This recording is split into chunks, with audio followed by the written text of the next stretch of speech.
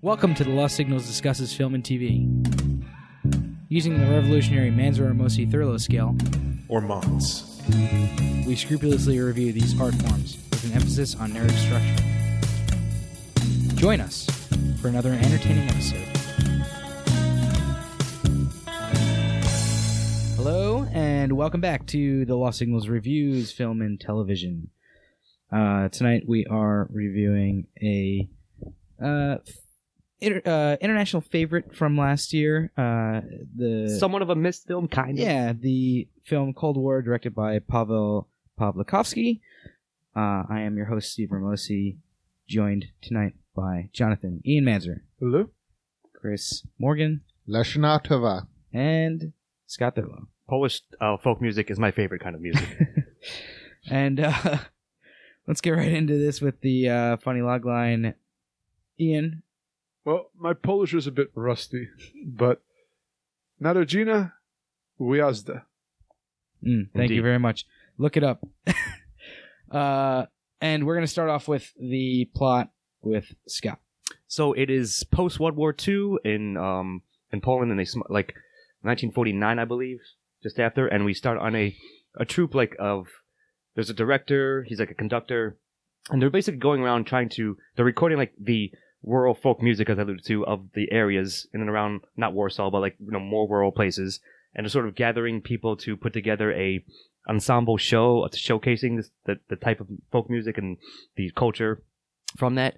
And they invite a bunch of young up-and-coming singers, dancers, etc. to a school to be tutored, and we focus on Zula, who is sort of a younger, sort of bohemianish. It's implied she sort of had a iffy past, and she quickly establishes a relationship with the conductor of the troupe, and she's sort of tutored under his guidance, and they put together the dance troupe. They start touring around. Then they're quickly asked, it skips a couple years here and there, like 1950, 51. They're asked to start doing incorporating Stalin-esque imagery and messages into their shows. Legitimately Stalin imagery. To support the communist regime, yes. So they start touring around, and while all this happens, Zula and Richter, who is a conductor, start having an affair and find out they love each other, but it's sort of a torrid affair. It's up and down. He plans to try to smuggle them out of into the West, but she sort of has cold feet and doesn't end up doing it. So they sort of go their own ways. He goes to Paris to become a conductor in a jazz club. He works with the director. She's still doing dance troupe things. They run into each other here and there and rekindle their love every time they do. And it's intercut with, again, present stage shows, the shows they're doing. He meets up with some of his old troupe again as they travel the globe. They go to Yugoslav, etc. And it's just the story of them sort of every time reconnecting and again having their hot and cold love affair until eventually she goes back to Poland. He tries to follow her there, but gets caught because technically he's smuggled himself. So he goes to prison. She uses some kind of finagling and/or connections from his former manager of the troupe to get him out of his 15-year sentence. And eventually, they decide to, I guess, culminate their love by getting married in a desolate church with just them, and then taking a bunch of pills and walking off into the sunset. The last line is, "Let's cross to the other side," and they get up and walk in credits, fade to black. Yeah. So yeah, I mean, it was pretty cool. It's a lot of style. I know we're going to, certainly some of the showcasing the folk songs and the culture, like I mentioned, was cool. But yeah, it's kind of a classic love tale-ish, right? Almost a Romeo and Juliet kind of thing. It's a classic doomed love. Yeah, exactly. Star-crossed lovers, yeah. Right. So that was all fine. At first, I was thinking of giving it a 3, but I think I might dial it back to a pretty strong 2. So that's what I'm looking at. I think it was a fine narrative, a fine story. I believe the characters. I believe their torrid love affair, and them crossing, keep running into each other afterwards. And even though they certainly truly love each other, they've got problems. And beyond just them, it's a culture that's set during. I think it ends in 1964, so it's still technically during the Cold War and all that. So yeah, like you said, classic sort of doomed lover story, but well handled, well presented, and I bought into it for the most part. So what do you guys think? Your love made it past the Cuban Missile Crisis. Mm-hmm. Just barely. Just past. I I absolutely love when they're singing the picture of Stalin. Yeah, dude, that got me. I laughed aloud. It was perfect. As soon as he started coming in, Beth and I were like, "Oh wow, Yep. it was amazing." It was a perfect smash cut, cold cut to it. It's amazing. And I absolutely, I mean, I've got a lot to say on this with regard to style. There's one scene that I rewound 5 times just to watch it again. Stalin Rising. Well, no, it's Stalin Rising. No, it was That's going the down subtitle that of this movie. But anyway. I agree with you, Scott. I'm going to give it a really strong 2 because I felt, while I loved the ending, the third act, I felt that it can be a bit of a slow burn. I understand, and on the one hand, I understand what he did and why he did it because it was, but I also felt it lost pacing in the third act. I'll kind of agree. I completely agree with you. They do a great job of selling their love story, which is what they need to do. You have to believe that why they're in love with each other, why they don't work, why they can't help but be in love with each other despite the fact that they don't work. And the time jumps, for the most part, work very well to build off this decades-long romance between them. But towards the end, it feels a bit rushed, and they missed out on some scenes. Like, I initially didn't realize that was him in the camp. Yeah. Like, did I miss a, like, I get the like, they do kind of, I don't know if it's the right term, smash cuts to things, but it felt like the romance, they spent a lot of time on the romance and didn't spend a lot of time on their last downfall until the very last scene, which was amazing. Yeah, I kind of agree with that. I think that there is a lot of like the sadness of their relationship left kind of on the cutting room floor in this. Like the whole end of this movie and her rush to suicide at the end felt like it needed a little bit more explanation. I did really enjoy the pacing of the rest of the movie. Yeah. And I think that this finale was kind of rushed, and maybe that was done for a reason, but it didn't quite pull off what I think that it wanted to. Maybe if that's the word I mean. And I agree that the last scene is really, really good, and the cinematography helps throughout. Yeah, it goes a long way. Makes the story better throughout. But yeah, I think I'm probably going to end up giving it a 2 as well. I got 2 things to say. Number one, this is probably one of my favorite 10 minutes. The first 10, 15 minutes, I absolutely positively adored. I'm like, if this whole movie is about these people running around the country doing this, I absolutely loved it. I loved it. And pacing wise, the first half hour, they pack a lot in the first half hour. I mean, sure. And like the rest of the movie happens in the last hour, like the towardness.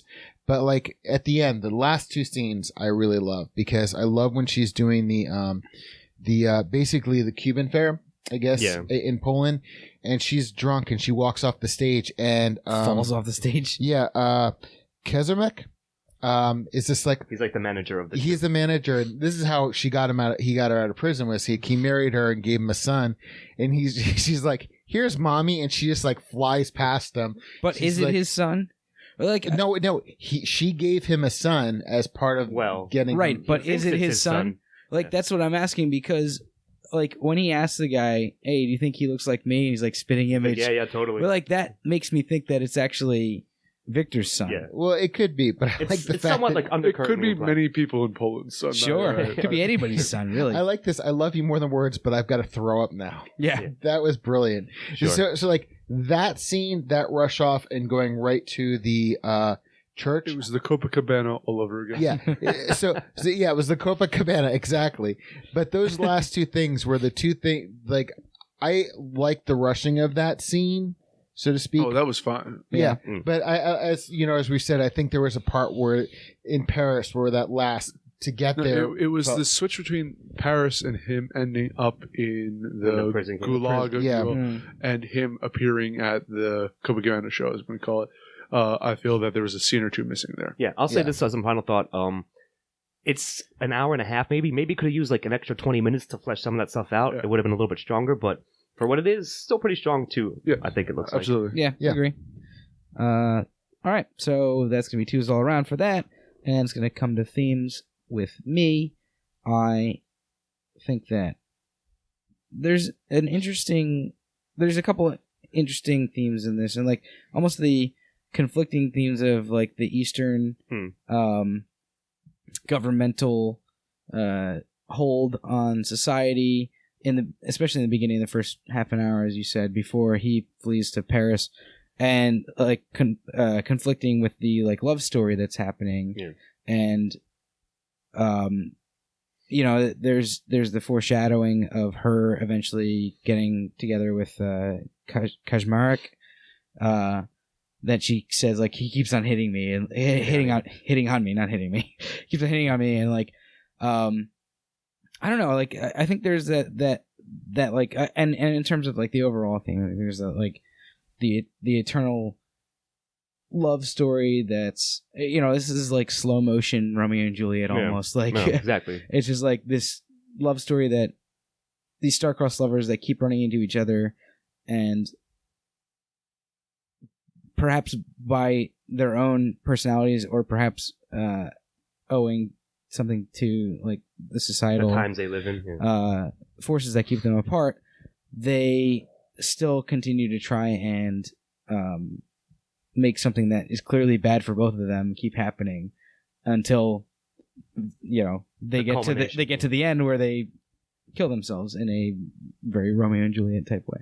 What's fascinating to me is the fact that they're neither happy in the East or the West, right? And that the different cultures impact them negatively, in different ways. Yeah. Good call. And the fact that is, you're right. Like they never would have worked, but love is absurd like that. Yeah. That world. Actually, the Bob Dylan song, something in blue. Tangled Up in Blue. Yeah. It kind of reminded me of that, where it's the Bob Dylan song is a progression of the star-crossed lovers over time, and this is the same way, where it's like it's just life gets in the way, and your own demons get in the way, and all of that. I mean, even some of the songs, like, of course, were a parallel to their love story, like even like inadvertently, like sometimes explicitly. Oh, damn! So yeah, there was one song. Yeah. I think you guys are definitely right. Like, that's clearly the obvious theme to me, and I think the movie portrayed it and handled it quite well.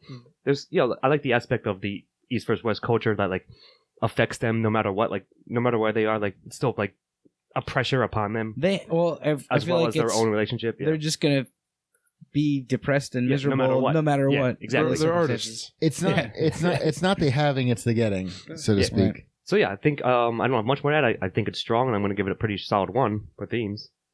I agree. I'm going to give it 1. Yeah, I agree with that. All right. So that's one's all around for that. Ian, why don't you talk about the antagonists? L'amour, love. Stalin's huge portrait? No, that's not the... No. That's the protagonist of the story. Stalin's portrait. Go on. No, I mean, like, we just kind of talked about the themes, because there's no real... It's weird, because this cultural oppression on both ends does affect them. I mean, in a sense, she's an Eastern girl, he's a Western guy in a aspect of it, and they can't be happy in either culture together. Yeah. Almost in that Romeo and Juliet thing, that they're two different families. Right. They should have gone to Marrakesh. They were in Yugoslav briefly, but anyways, go on. So, or Rick's Cafe and Casablanca. Yeah, true. Actually, yeah, you're right. Like, there's some good Casablanca overtones to it for sure. That's a good call. But yeah, so they're it's life gets in the way of your imagined happiness. Well, I was going to say this. They're their own antagonists, right? Yeah. Like, they can't get over themselves and over each other. Yeah. So like it keeps tripping them up. And I think that's very it's a very true, down to earth, like, realistic antagonist, regardless of the post-war environment that they're in, whether or not it's the Eastern or Western sides of it. They could have been born in this day and age and just made Stars Born. Like, it's exactly. If there were only open borders, this would not be a problem. They just keep zipping, zapping. They can holiday wherever they want to. But yeah, they could have been on the east of the wall. They could have been on the west of the wall. So. But yeah, I think it's not like it's the Mississippi. It's fucking hilarious. but their love is still doomed regardless of how deep or how high the wall is and what side they're on. So yeah, I think that's. I mean, do you think it's an effective antagonist? I think it's believable. I bought that. Yeah, like you can feel like they want desperately to be happy together, but they are their own barrier to it. So yeah, they're almost their own antagonist. Like they're almost each other's antagonists in that way. And I said love is the villain of everything. Yeah, I guess so. Love hurts sometimes. They do both make terrible, terrible decisions because of whatever weird. She could have had a nice life with this strange Italian man who we never get to see. Yeah. Who wasn't a her duke? Husband? Who wasn't a duke, but a glass peddler? Yeah. I mean, but I love the art. I mean, like I love the truth and the artifice he did to sell her, and it's just like I don't know. No, it was a nice touch, and yeah, I think because that's the antagonist, I think we're agreeing on, and I think it was very effective. Sure, damn effective. like, Anyway. it's interesting. Like they're probably each the antagonist and the protagonist, right? Exactly. Yeah, no, I agree. I think it's going to be one. I think that makes for good characters, good character study. All right, Chris, protagonist. I'm actually going to have to say protagonist would be Victor because you follow him from the beginning to the end. And it's like she pops in and out of his life. Like you follow him throughout. And she appears and disappears. Like he follows her and then she'll show up and then she disappears and then she'll show up and then she'll leave again and then he'll follow her. It is back and forth, but you are from the beginning, from the van when they're going from village to village. Yeah, that's true. To the very scene, it's him. And the thing I love about the last scene was it was her saying, let's walk across, let's go over there.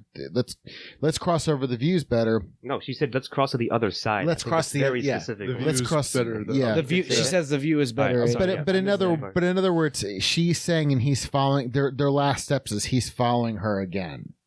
So I'm definitely going to say Victor is the protagonist. It's not to say that her character wasn't equally as important, but I'm going to say it is he that we follow throughout the thing, and I'm going to give him a very strong one. That's a very good point. That's solid because I definitely was going to give him both, but you're right. Like we start on him, and she comes in and out. Yes, it's important, of course, but we don't know what she's doing, off screen or before she came back to Paris or whatever location they are at any given time. So yeah, I think you're right. Like I think you convinced me that Victor is indeed the main protagonist. I like a stoic but sensitive Eastern European gentleman character archetype. And this was it. I felt this is what Ryan Gosling's character in La La Land should have been. Yes. Sure. I mean, Thanks for bringing up La La Land. No, not to take it's it. the exact same story. Those are all the same stories. Yeah, but I'm just gonna say this is a very refined, very Eastern European version of it. No, but I feel I La La Land needed more Stalin posters. I'm gonna say it. Might not be a popular point of view. I'm not disagreeing with you here. Go on. Yeah, while Chris is laughing, I'm gonna jump in. I actually, that's a good point that he is really the main protagonist. Victor is the one that we are watching. I think that he does a great job, and I think that so Tomasz Kot, I believe is his name, and Joanna Kulig plays Zula, and they both do terrific jobs. For sure. I think that you're right. I think he's a protagonist. I'm gonna relegate her, I guess, to antagonist only, because we've already called her an antagonist, and she's not like a supporting character. No, I think secondary character. I don't think she is. Like I don't. It's coming to me in a second. She's clearly let's get the case. She's clearly a catalyst for this. So anyway, I'm gonna give protagonist a 1. Yeah, I mean he did a great job. His character was fantastic. So, and I'm about to make a case. Perhaps I might convince you in a second. Okay. So go ahead, make your case. It is me for secondary. So given that, again, coming into it, I would have put Zula into protagonist, but now that we've agreed upon that, I think she's the most important secondary character. It's tough. Yeah, you're right, because she's so important to the film, but she's just not the protagonist. But she's important to the protagonist's life. And I think Joanna, I'm sorry, how do you pronounce her last name? Kulig, I believe. Kulig. She did a fantastic job too. She was very expressive, like with her eyes. Like I was very impressed, like the look she gave people, whether they were like longing looks or like dagger stares. So like then like I guess I'll say beneath her you've got like the rest of the troupe, like Kazig, or what's the Kajmarak, yeah, like the sort of like sleazy-ish manager of the troupe who like wants her and like eventually gets her in quotes. Well, he's like a government agent that kind of just takes over, he's right? He's like a yes man. Yeah. He's the one who sells out to the Communist Party when they ask him like start singing songs about Stalin. He's like, yes sir, we'll do. Sure. And like you've got like a couple of others are like when Stalin wants songs, give him songs. Get songs. Just like that's a Stalin. Stalin wants a recording of this right now. All right, we're on it. Sure. But like yeah, and then I guess you've got like his poetess like lover Victor's, that is, when he's in France or Paris. Juliet, yeah. Like she was there like briefly, but I think she rounded out the world. So, and the entire dance troupe really, like all the background dancers and singers that Zula's performing with. So like yeah, they were pretty solid. But given the fact that I think we sort of, for lack of any other category, that Zula has to go here, I have to give that a very strong one. I agree, and I liked Juliet was more of an idea. She was more of she was more of Zula's nemesis off screen, where they had one face-to-face interaction, but Juliet was very much a presence. But I agree with you, Scott. I'm about Zula being the main. Everybody else kind of like floats in and out. Michelle and I didn't even mention him. Yeah, and what's his name? The manager, Kajmarak. They kind of serve the same purpose. One in Poland and one. Because they, in a way, they both dictate the career of what Victor should be doing. Yeah. So I'm going to say those would probably be the secondary, like the supporting of the secondary. I think Zula definitely is almost co-equal, but I'm definitely going to give her a very strong one. To my mind, putting all of the artist circles together, whether it's the Eastern Bloc or the Western Bloc, like that. Fill out the two worlds. Their respective. So it's the Capulets and the Montagues. In a certain fashion there. But like they each have their own distinct styles and really build the world that these people travel in. Yeah. So agreed. Yeah, I think I don't have much more to say. I think you guys covered all the secondary characters pretty well. Not that many, anyway. I think the only other one that is like named that we haven't really talked about yet, that like actually serves a purpose in the plot, is Irina, who is the orchestra director, who has a couple like little lines here and there, basically about as much screen time as Juliet, I think. Yeah. And but this film really focuses on Victor and Zula and their stories more than anything else. But I think the secondary characters do fill out the world. I think that Kajmarek is probably the biggest of the secondary characters and has the most. I mean, he doesn't even really have an arc. He's kind of the same character, but he's still relevant to their story. But he's important to the Like I don't think any of these secondary characters really have an arc. They're there to round out the artist world. To be part of the scenery almost. Mm-hmm. That being said, I don't know if I'm going to give them a 1. I think they all do a fine job, but nobody really has anything. The best thing that I can say about them, and the reason that I would give them a 1 is because I think that they do a good job filling out the world, but nobody else other than these two main characters actually has any kind of arc. I'm going to make an argument here then. Sure. If you look at it as this as a greater theme of the fact that they can't find happiness no matter where they are, because it's the self-destructiveness of these individuals, is the circles they run in, as you mentioned earlier with the manager from the Soviet side and Michelle from the French side, they play the role of kind of stealing her away. There's parallels. So when you have the director that has the same amount of time as the poet, like all these, like there's all these parallels between the two that play off each other to show that they're, no matter where they go, they're trapped in the world there. And I say that works very well for me.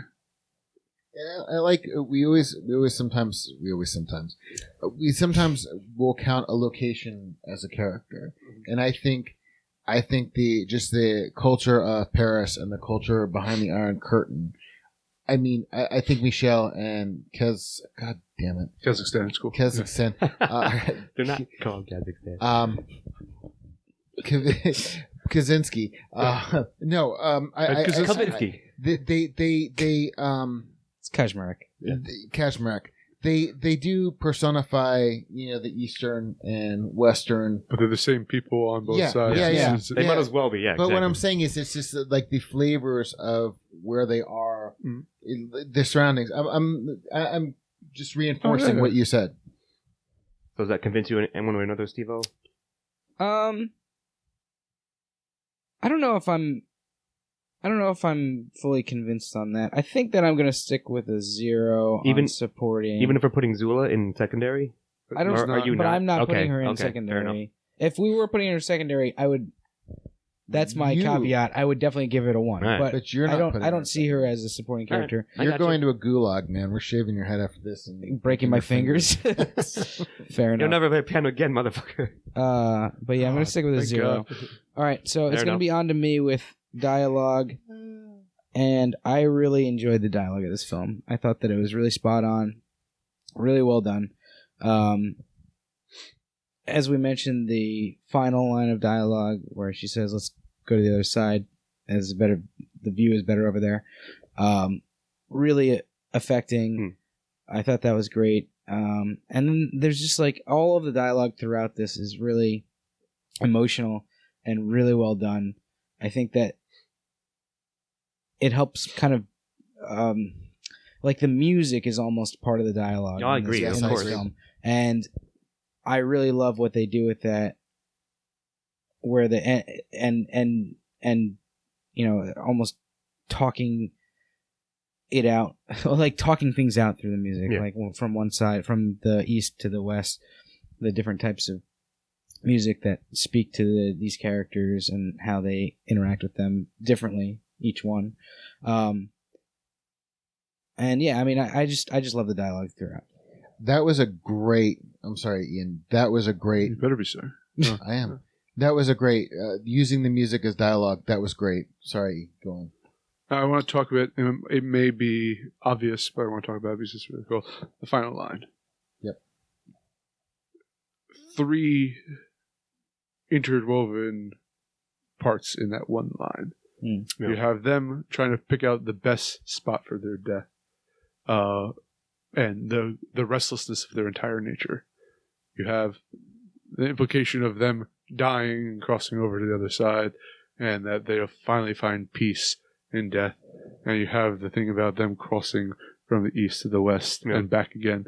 And it's all brilliant. The view is never better on any of the sides they go, and it's tragic on so many multiple levels, and it's one of the more brilliant. I personally think one of the more brilliant lines I've heard in film in a long time. Yeah. If the dialogue wasn't as good as we said, I agree with everything Steve said, and I thought the music was a very astute observation.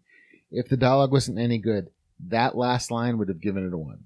It was brilliant. Yeah, it's so for me. Like I was a bit lukewarm, like maybe about a third or so into the movie. It was fine in my own mind. But I think as it went on and as the relationship, like, not crumbled, but as it got more complex and as they got older, and yes, certainly I agree the final scene with the dialogue that it had did elevate it, did put a nice sort of punctuation in a tragic way on it. And yeah, I agree, like, of course, a lot of the music, or at least the lyrics, will go to dialogue. It probably, like, shares duties with style, which we'll get to in a second. But certainly I think overall, and at the end of the day, as listening to you guys talk it out, that, yeah, it's good to great, in fact. For the most part, and I'm going to give it a very respectable 1. All right, I think that's ones all around on dialogue, and let's move on to style. Ian. Style is fantastic, but I want to talk about something in particular. So it's a subtitled film, done in Polish, and I believe the subtitles are, or at least the one we saw on Amazon put in, but we had closed captioning on. Apparently, and whoever did the closed captions for this film is either an idiot or a genius. You're a cheeky wanker. There's no in between there. he or she or whoever it was did a phenomenal job of being the pettiest motherfucker in the entire world. It was certainly amusing, yes. Yeah, it was. I loved it because it was cows bellowing, music, like every description of. I don't have anything to work with here, so I'm going to at times describe every sound going on. Any minute thing that's happened. Insects chirring. Yeah. Bird calls. Oh, what was the sexy and rhythmic thumping? Rhythmic thumping. Listen, Brilliant. I've given my 2 weeks. Fuck you. I agree. It was funny. It is for people who can't hear. That is put in there so that they know what the hell is going on. But yes, one of my favorite descriptions in there was cows bellowing, and then shortly thereafter, cows bellowing in the distance. Yes, which is so amazing. You know it's like, further out. Insects chirring and like all these like strange descriptions of things. Even slipped in insects chirring at in the end. Credits. Yeah, which is very strange, but perfectly fitting. It was very good. The cinematography in this film is phenomenal. Spot on. Obviously, there's a ton of music. The entire movie's about music, so there's a lot of music, both Eastern and Western. Flavor, even some American stuff thrown in there. Yeah, you got jazz and stuff. Really good stuff. I think Billie Holiday song, "Rock Around the Clock" is on there. Yep. It's a lot of, or Is You Ain't. Yeah, Is You or Is You Ain't, which is a phenomenal song. And yeah, it's just really good music-wise. The cinematography is incredible throughout, and I really like the black and white aesthetic. But I'll leave the rest of you guys. I have more. I could talk about this for another 20 minutes, but I will not. I have to. I really need to. I've been dying to say this since I saw it. There's one scene I rewound like 5 times, literally, was when they're going down that Seine. They're cuddling, and they're seeing people walking, people sitting. Oh, they're passing Notre Dame. I mean, in the like circular spotlight-ish lighting. When they're silent movie style. Yeah, when they're going down the Seine, the River Seine, and it is just magnificent. Yeah. It is like magnificent. I mean, I could not wrap my brain around what I was seeing in those 30 seconds, maybe. Yeah. It was magnificent. So that's that. I was waiting for that little bit of style. I feel you. I move it to it's very reminiscent of a silent film. They have this like circular lighting, framing of the scene, and it's so good. So good. I agree that definitely would stand out. Like the whole thing. So if I don't know if you mentioned this, but what was funny to me is that this movie came out the same year as Roma last year, and they're both like foreign, like sort of highbrow, artsy, like black and white film. But yeah, this one, cinematography, as you mentioned, was top notch all throughout, and it's almost like it's not a musical, but there's a lot of music and singing and dancing in it because of the nature of the characters. So like I think it was very stealth musical. Yeah, it was very nicely like interwoven, interspliced there. Like it was relevant to the plot, but you got some nice like again seeing the folk songs of the region and like performances and the costumes and so forth, which were also really great. So yeah, man, like style might be one of the strongest aspects of Cold War, and I think we all quite enjoyed it because it was done very excellently. I like when she's recording her record, the way she's framed, where she's just above her shoulders, and there's so much white negative space behind her of the studio. Yeah. That's the other thing. Yeah, man. Great. There's one last part I want to make to put a serious thing. I love the editing of the scenes in this, especially when they're doing more intense conflict scenes, which they'll cut right after the line, so they don't let it sit. They just cut right there and move on to the next scene. And it adds to the pacing, adds to the kind of, I guess, doom and gloom that's building throughout this. I don't know. It was.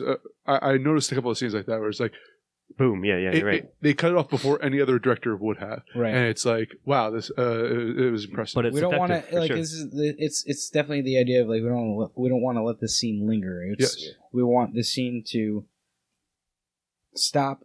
Then you get like a second of black screen as well in between scenes. It's like that smash cut, then darkness, and then you start the next scene, which is also reminiscent of like old silent films, things like that. Yeah, I love the fact there were no fades in this. What I think we would be remiss if we did not mention, and Ian, I thought you might say this, the period costuming. I thought I mentioned it briefly. And Scott did. staging of the sets and things like Yep, that. yep. You're right. Such a big difference between East and West. It's like basically they filmed 2 movies in terms of like costuming and setting the stage. Really great. But they're also progressing temporally through decades as well. Yeah. You're right. It's very impressive. Absolutely. Yeah, and you track the development of music throughout the late 40s through the early or the late 60s, I guess is when it ends. 64, I believe, is the last I was year gonna say that the film shows us. But it's this like really great progression, not only like jumping back and forth between the East and the West, but also, as you mentioned, through time. It must have taken so much research to get all this stuff right, and it looks And it paid off. so good For sure. for what it is. So I'm gonna give that a very strong one. I think style might be the strongest. It's up there, I think, with one characters of for me. these. Yeah. And Chris, do you recommend? I absolutely positively recommend this. Beth had to leave to go do. She had. I'm looking forward to watching this again because now I have an excuse. I'm like, okay, Beth, you didn't see the rest of this. I really love this film, and the more I think about it, the more we discuss it. Except for those pacing issues towards the end, I think we're the only. I would say maybe another 5, 10, even 5 minutes. But I was going to say, I enjoyed this film so much. It's just so beautiful to look at. I'd mentioned, I wasn't on, A Girl Walks Home Alone at Night. And I said about that film when we were watching it, I could use this film as a screensaver. It's just beautiful. For those of you who are confused, Girl Walks Home Alone at Night will be coming out next month. Oh yeah, sorry, screwed that one up. Or I guess technically No, next month. it will be next month. Yeah, it'll be this month. Oh, no, Whatever. It'll be for Halloween Yeah. season. It's going to be October. for Halloween Something season. like Here's a spoiler. We're going to be doing that, but We're doing our own temporal jumps. but this film is so exquisitely shot. You really could it's just such a great thing just to watch. And once you add the music into it and you add the dialogue into it and you add all the little flavors and textures, and it's just such a magnificent. There's so much that happens in this hour and 29 minutes. It's magnificent. So yeah, I highly recommend it. Yeah, I mean, I do as well. It was a great film. We all just gave it a pretty good score, and it's definitely worth a check out. And it was one of the most widely recognized and praised films from last year, and we just didn't get to it. And I'm glad we did for this because, yeah, it was fucking fantastic, and I very much recommend Cold War. 2 points. One of our main criticisms is there wasn't more of it. Yeah. Yes, that's true. Second of all, if you like La La Land and Star is Born, or the new version of that, you'll love this movie. If you didn't like those movies, you might like this movie. Yeah, I know you exactly. weren't a fan of La La Land. A lot of us here weren't. I like it probably the least of all you guys, but Yeah. But this one is the best of all possible films of this genre to come out, I think. And I was very, very impressed by it. If you didn't like those 2 films, I'd still recommend this Yeah, film. but I'm just saying, like, you can. I think a lot of people Yeah. who were turned off by those films and go into like, even though it's basically the same plot. Yeah. So yeah, I give it a full recommendation. Couple things I wanted to mention. I've noticed. I guess I've noticed this before, but I've definitely noticed it the last couple times. I feel like Beth is part of this podcast.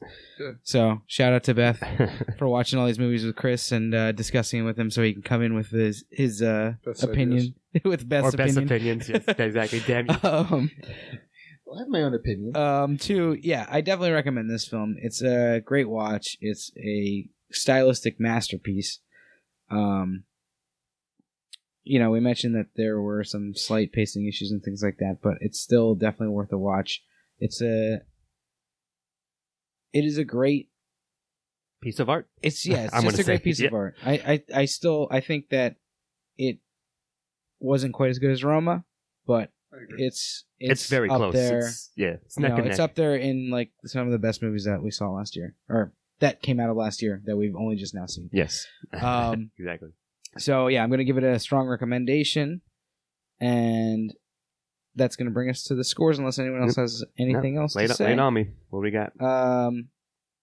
So Chris, Ian, and Scott all gave it 9s, and I gave it an 8, giving us 8.75. Quite strong. We all gave it a point off for plot due to some minor pacing issues that we all thought we all agreed were there. Could have used, guys. You need some more cowbells. I gave it a 0 for supporting. Didn't agree that Zula was a supporting character, and we all kind of thought that style was the strongest point of this film, which I think you'll agree with, audience. And yeah, so that's going to do it for us here at The Lost Signals. I have been your host, Steve Ramosi, joined tonight by Jonathan Ian Manzer. I gotta go start my own musical. Chris Morgan. Thank you very much. Good night. And Scott Thurlow. And I have to go have my own torrid love affair, of course, in Old Paris. See you next time. Editing and engineering by Christopher Morgan. Music by Christopher Morgan. Check us out on YouTube and iTunes for the shows, and on Facebook and Twitter for updates. Or Mott's?